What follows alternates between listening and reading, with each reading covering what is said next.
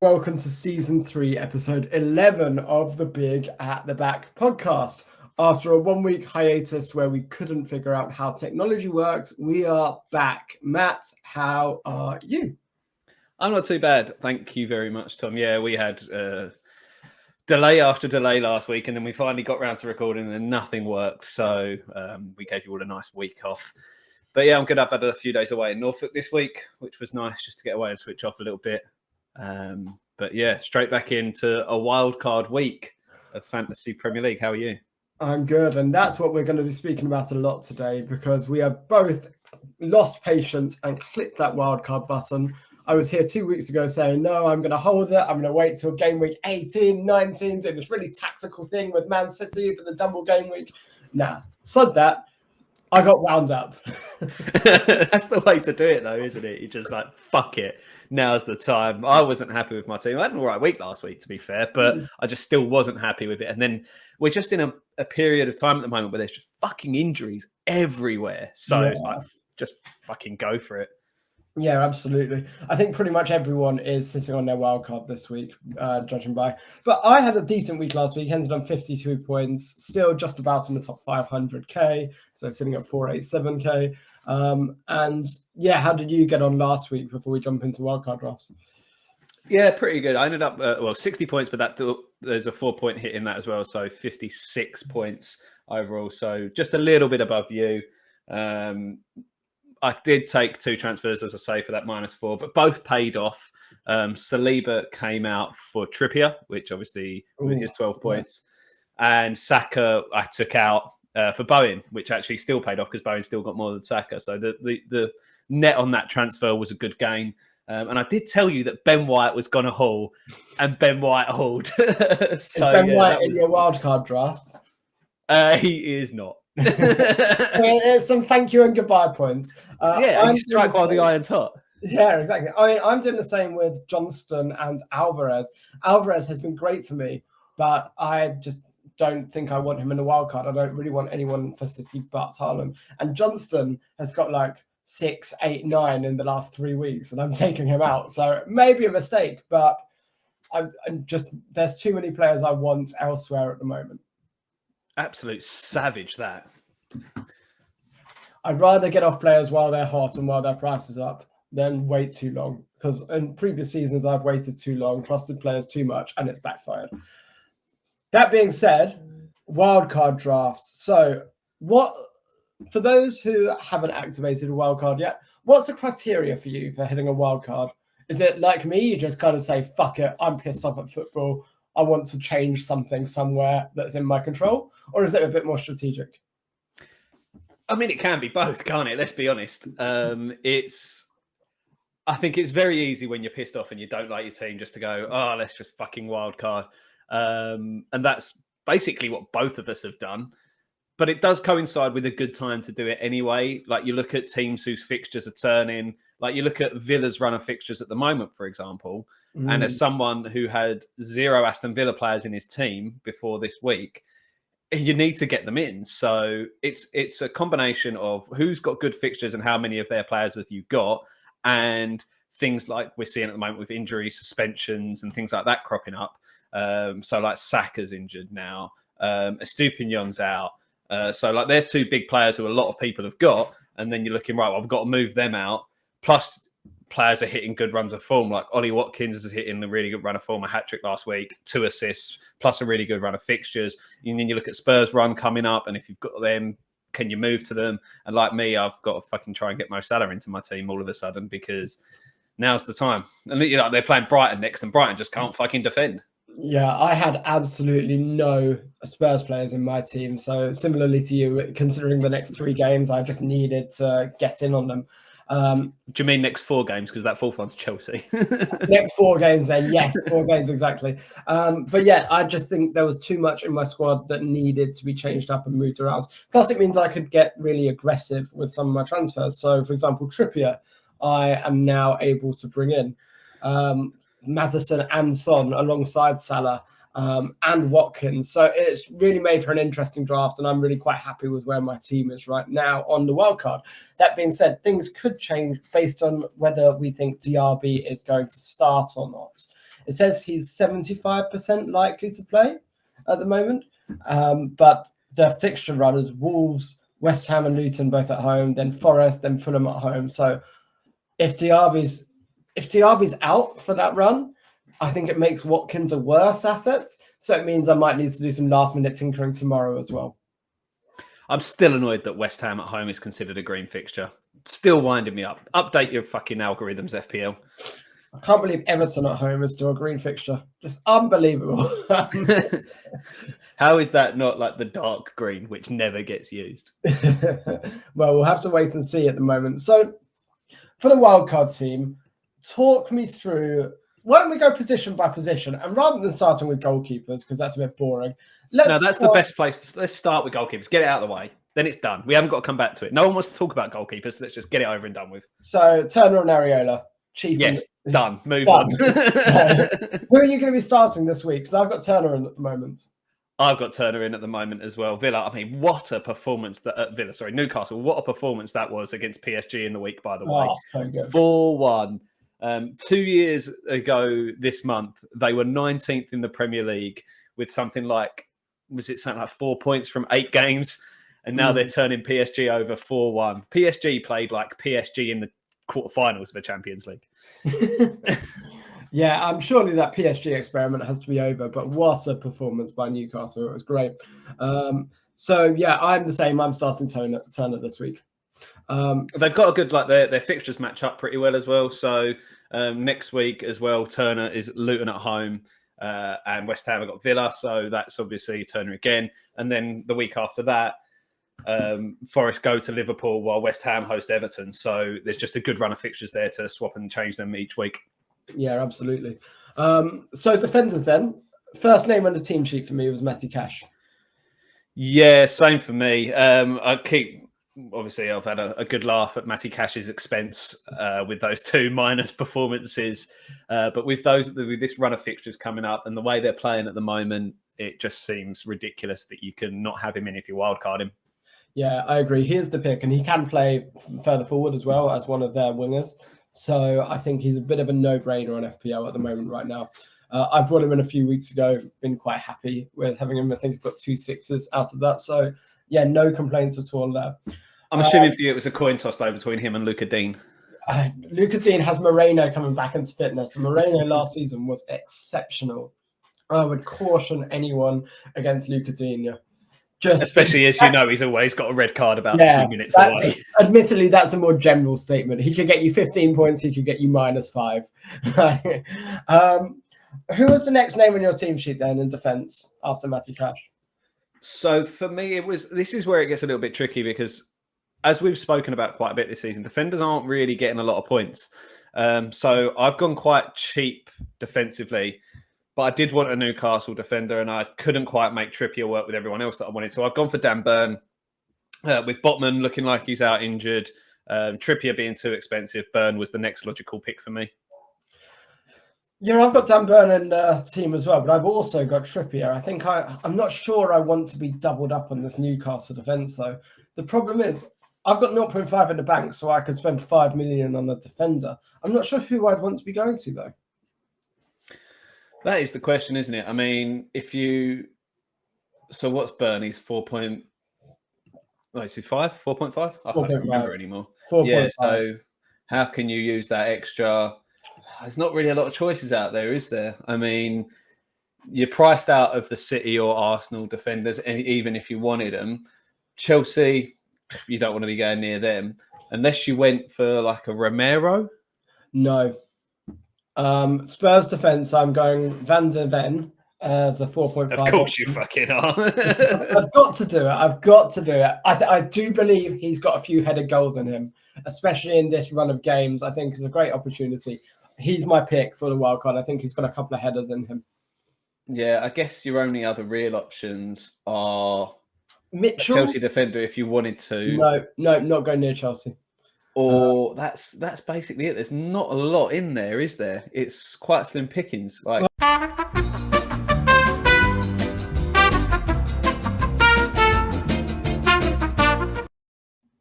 So my thinking is, because I don't want to be doubled up on Newcastle defence, I will go to Mitchell. Van de Ven as the Spurs defender as another 4.5. But yeah, I think Trippier is... I was torn between Trippier and Darwin in my team. That was the option. Or Trippier, Darwin or Watkins. And Darwin was the one I ended up dropping just because of the less certainty around starts longer term. And with injuries piling up, you want to be able to rely on your players. So while I think Darwin's still a great option, I'm not going for him. But I have ended up going for Trippier instead. And I could, in a few weeks, end up moving Trippier up to Trent. Well, I think the reason you should be dropping Darwin is because he couldn't hit a fucking cow's ass with a banjo after that miss last night. There's no excuse in that one. Do you remember the West Ham game, though, when you laughed at him for a miss and then he scored a worldie like 20 seconds later? That was lucky. He was trying to control that. No chance. He is that kind of player. His finishing's not amazing, but he's only 23 years old. Like we should expect it to be. But you should expect him to bury that one last night, regardless. Probably, but he was saving it for the Premier League, so it doesn't. Really yeah, matter. It must be. He was saving it for the big one at Brighton this weekend. Exactly. But yeah, the other defensive option I've got on a wild card is Taylor for Burnley. He's starting for Burnley. He's 3.9 million, so he is an enabler in the squad. So I think for that reason, I've got Taylor. He's going to be second or third bench most of the time for me at the moment. Yeah, so the rest of my defence is looking a bit weaker, really. I've gone for Soufal as my other starter at the moment. 3 assists in his last 3 games. He's getting along well. He's putting some good crosses in. So not the best fixtures, though. No, not the best fixtures, but also fairly cheap and good enough for me at the moment. And then my other 2 options are Kabore stays in because why not? And Tariq Lamptey is we're going to be probably coming into that team with Estupinian out for a while. Next 2, he will definitely be sitting on the bench. But after that, they've got a few good fixtures. So I thought I'd get him in prior to that while he's at 3.9. Yeah, I don't mind it at all. It depends how long Estupinian's out for, though, because you've got an international break after the next 2, I believe. After this one. Yeah, so it depends how long Estupinian's out for. But if Lamptey is playing for Fulham, Everton, Sheffield United and Forest, then you want to bring Lamptey in for those. Exactly, yeah. So what about your midfielders? This is where it gets a bit more fun, yeah, I think. So I've had Mo Salah since the start, and he stays in for me. He's the best midfielder in the game still.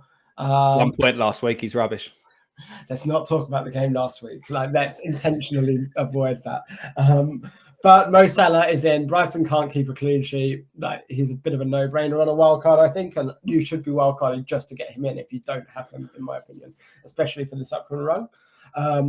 Heung-min Son and James Maddison, I've got both of them in. Son actually has my captain's armband for this week at the moment, and Maddison the vice-captain. And at the moment, I've got Diaby in. I've got a bit of money invested in Diaby because I had him early, and he's risen a bit. I think, depending on his injury, if he's still injured, then I'm going to make a call, and I'm going to change him and my third bench player, Chukwuemeka, to Neto and Anthony Gordon and be able to play 5 across the middle. But if Diaby's fit, then I want him in my team. So, yeah, it's a bit of a touch and go with Diaby at the moment. Wait until the press conference to see what Emery says. Yeah, that's not a bad shout at all. I'm with you on Salah, Maddison and Son. No difference between them at all for me. Like you say, the fixtures for all of them, the form that they're in, the teams are playing well. So it just seems a no-brainer. Obviously, it's a lot of money invested because presumably everyone's got Haaland as well. So Son, Salah, Maddison and Haaland is quite expensive. Obviously, you've got Trippier as well. So it's quite a big investment, but there's options out there to invest the rest of the money in cheaper players. So it just seems like that is a no-brainer, like you say. I've currently got the armband on Salah, not Son, purely because Son's in the early kickoff and I'm paranoid. Yeah, just Luton are bad, though, aren't they? Come on. But Morris captaincy in the joint team last week paid off. You know what, though? I think I will join you on the Salah captaincy just because never captain the early kickoff. Always captain Salah. I do think that is a smarter route to go down. And I don't really want to captain Haaland against Arsenal. No, exactly. Although he'll probably get a hat-trick now, won't he? Yeah, most likely. My other midfielders, just to finish that off, are Jensen at Brentford.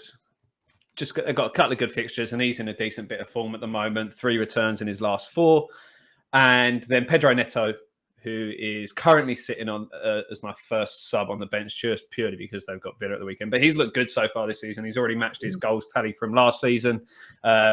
Actually had a stormer of a game against City last week. Like the assist that he got for the own goal, the picking it up deep in his own area and running the length of the pitch. He looks like he's back into some pretty good form. So he's in mine, and he's got a return in his last 5 games. So I'm going to throw some names at you, and you can tell me whether you considered them and why you made that decision. So, Luis Diaz. Yeah, I considered him. Just too expensive and not as good as the other options in his price bracket. So with me having Maddison and Son, I would have had to have downgraded one of them. And he's more likely to start now with the injuries going around. Gakpo, obviously, coming off injured. Yes, rotation is a miss. Is a myth. Sorry, he started every game except the one after the international break. Yeah. So the only problem with like Diaz is minutes. Like when does he come off? So that for me. And the reason I had him in the first instance mainly was to sort of nullify the loss of not having Salah, because I thought I can get the Liverpool points elsewhere. It worked to an extent. He's been all right, but I just feel like with having Salah and the expensive midfielders elsewhere, he's just not quite as good a pick as like a Maddison. Agreed. Bruno Fernandes. Didn't even consider him. I just don't trust United at all. Yeah, I mean, United are clearly in a downward spiral, but hey, they beat Palace's B team in the League Cup.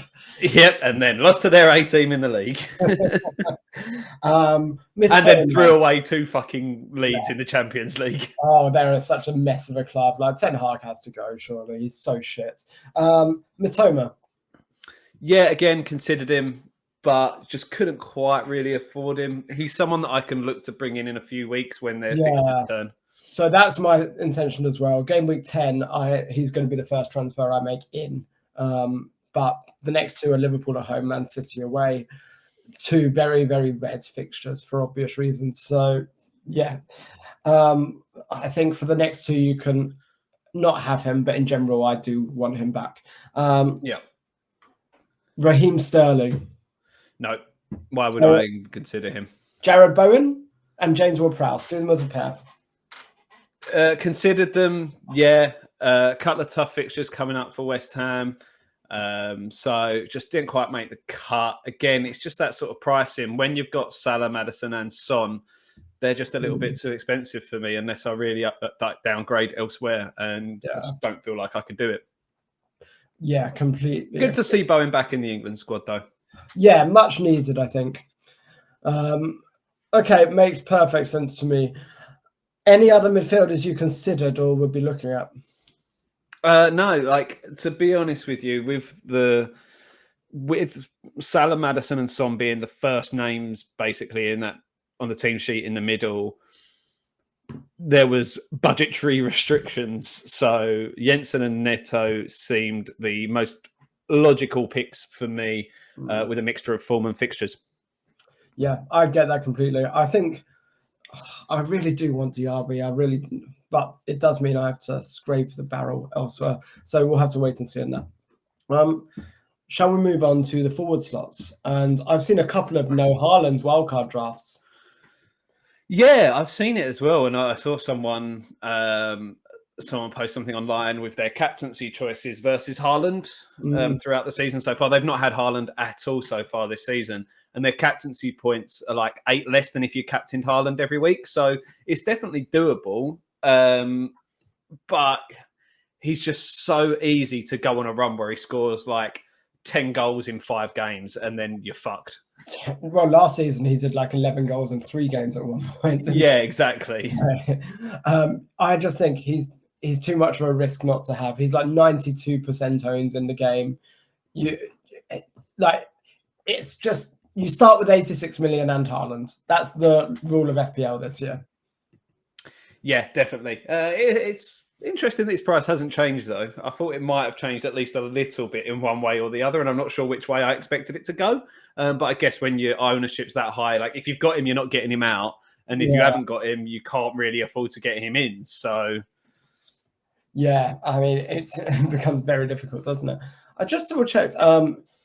In terms of price rises, Watkins is about to get price rise. So have you been looking at Ollie Watkins for your wildcard? Have you got him in? Yeah, he's in. He was, after Haaland, he was the obvious pick. Like the highest scoring player in FPL this season so far. Exactly. 1 point more than Haaland and Saka. And he's already got 2 hat-tricks this season. With the run of fixtures he's got coming up, like he could easily add to that total. I just feel like if you're wildcarded and you haven't got Ollie Watkins in, you need to rethink it completely. Yeah, I completely agree. What's your third forward spot? Because I've got Cameron Archer for Aston Villa. At the moment, Sheffield United. Yeah, Sheffield United. You're a few months late on that one. Yeah. I've still got Alvarez at the moment. He's been a fairly consistent performer. A really good free kick last week. Yeah, so good. That was a fantastic strike. I know I am toying with whether or not to move him out for the wild card and then try and bring him back in after maybe the next 2 or 3 fixtures. But the way Brighton are defending at the moment, he seems like a good one to have for that fixture.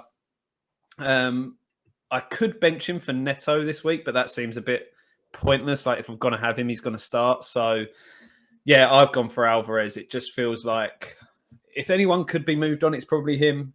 But I feel like he could punish me if I did. Yeah, I agree. I've moved him on just because I feel like it's a very much, thank you very much for the points, but I do think rotation is going to be a factor, especially as you've got players coming back from injury. I do think the Champions League is going to suck up Alvarez's time. I do think he's going to be coming off early when you've got Grealish, Foden, KDB, and Doku all there as well. For me, it's very much, I've loved having him. He's been great for me. Now, time to move on kind of thing. Yeah, I don't know. I don't know what the timeline on Kevin De Bruyne's return is either. I haven't really heard anything, which presumably means it's not that close. But obviously, when he does look at coming back, Alvarez minutes will be even more limited. Yeah, completely. So we'll have to wait and see on that. But yeah, for me, thinking long term, I'm thinking not having Alvarez. So for your team, you've got Salah lining up as captaincy this week. Who's your vice on? Is it Son? Is it Haaland? Where are you going to go with it? It's on Son. Let's be honest, Salah's going to play, so it doesn't matter. Yeah, I mean, there's no world in which Salah doesn't play. That guy's a fitness freak. Longer term, do you have any transfers in mind or any potential moves in mind? Because I've got a thing where after Spurs' next 3 or 4 games, Liverpool's fixtures remain really, really good. So I do think I'll probably be downgrading Maddison to Mitoma and upgrading Trippier to Trent. I haven't even thought long term. Like I barely thought about my wild card. Like touche. Well, look, the early kickoff is 12:30 on Saturday, which means the FPL deadline is 11. So we'll post our full wildcard teams that we land on after the deadline. Shorter podcast today, but that's because we're both tired already of FPL and the week hasn't even started yet. So you can find isn't it weird how like most people win their wild card and are like really excited and we're like, get it over and done with. Yeah, I just think because of the weekend and that just horrendous shit show of a refereeing performance, corruption. I'm not going to be. I don't care about football as much right now, so I'm just doing my wild card to try and inject some life into me, to try and inject some love back into the game. Can't wait for my wild card team to get way less than my team. Yeah, that's always a worry, isn't it? To be fair, the reason for the short podcast is that having not discussed last week's football, because if we did, the podcast would have been about 2 hours long. Yeah, so we had to. But I mean, I don't know what you're talking about. West Ham played really well, 1-2-0. Nice and easy. You did some nice. And West Ham are officially the best English team in the history of European football. Explain. 17 games unbeaten in European football. That is a record. Is it really? Yep. God's sake. In the same way that James Milner is the most creative player in the history of the world, because he has more Champions League assists in one campaign than anyone else ever has. So it's indisputable. You're right. Facts are facts, mate.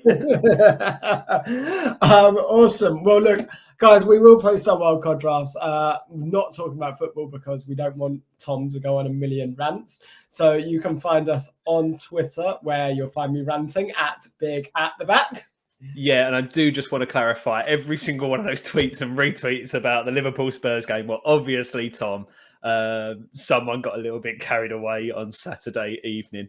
I'm still fuming. Yeah, you can find me at Higgins92. Tom is at Tom Madden92. As always, if you would like, subscribe, follow on all platforms, that would be very much appreciated. And if you are wildcarding, I hope it goes well. Just not better than ours, because that would be nice. Or you can copy ours and love the misery with us. Join in on the pain. Right, thanks everyone. We will see you next week.